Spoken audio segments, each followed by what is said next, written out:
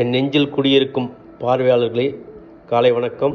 என்னுடைய காலை உணவு நீங்கள் பார்க்குற மீன் பேர் பாம்ஃப்ரெட் வவ்வால் மீன்.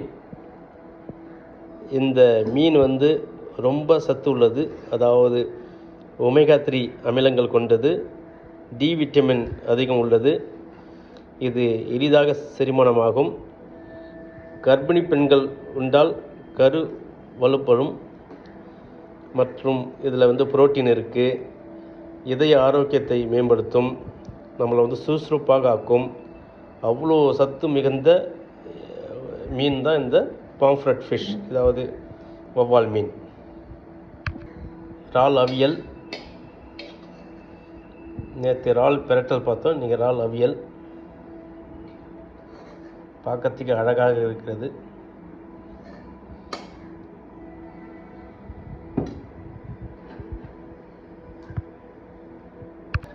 முட்டைகள். என்னுடைய வீடியோவில் எல்லா வீடியோவில் நான் சொல்கிற போல் முட்டை ஒரு அருமருந்துன்னே சொல்லலாம்.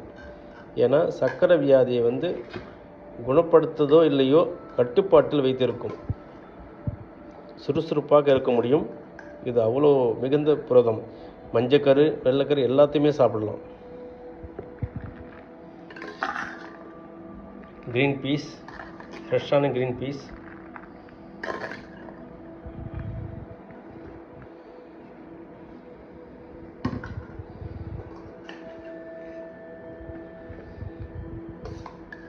இது நான் நேற்று வீடியோவில் போட்டிருந்த வெண்டைக்காய் ஹார்வெஸ்ட் பண்ணேன்.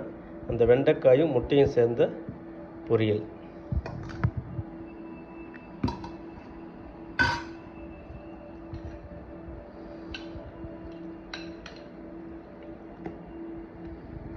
இது பலா பிஞ்சினுடைய அந்த சக்கையை பிரட்டி வச்சுருக்காங்க.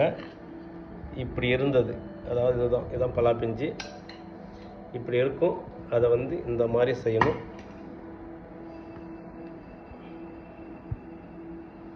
நல்லாயிருக்கு.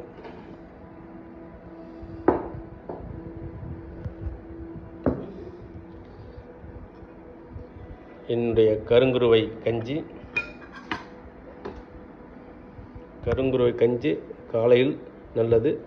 தோல் வியாதிக்கு அருமருந்து. தோல் வியாதியை கொஞ்சம் கொஞ்சமாக குணப்படுத்தும்.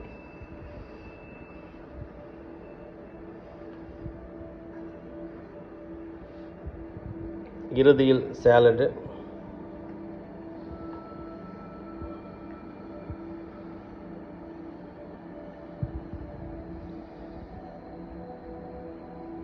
அதன் பிறகு இந்த பழங்களை சாப்பிடலாம். கொல்லிமலை பைனாப்பிள், கொஞ்சம் மஸ்கி மிலான்னு வச்சுருக்காங்க.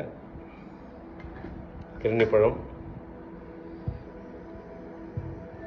சப்ஸ்கிரைப் செய்யவும்.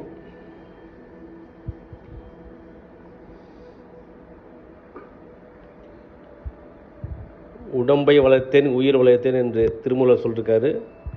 உடலை நம்ம பேணி காக்கணும். ஏன்னா இந்த உடலில் தான் இறைவன் இருக்கிறான்.